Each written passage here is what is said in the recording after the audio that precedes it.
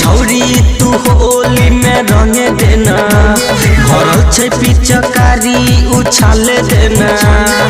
ए नहीं तू रहस करे नहीं बहस नहीं तो उल्टा सीधा सुन ले भी बोली रंग दही न चोली श्रीवल्ली खेले दही न होली गे रंग दही न चोली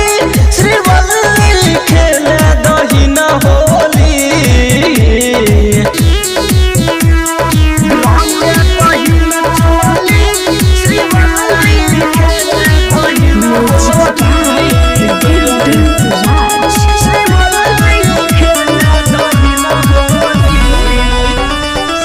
कितनो तू कहबी नहीं सुनबोगे तोहर होली में छौरी तू महार दे मोहर छिए दबंग हम छौरा के शराबी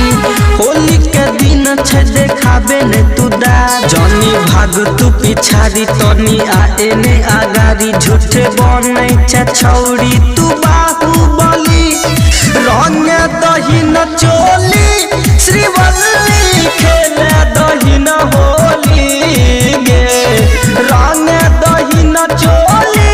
श्रीवल्ली खेले दही न होली रंग दही न चोली श्रीवल्ली खेले दही न होली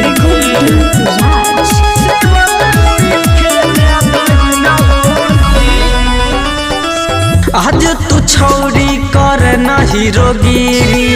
होली में सब तरह ही छगे फिरी मजा लेबे के सब जाने छी तरीका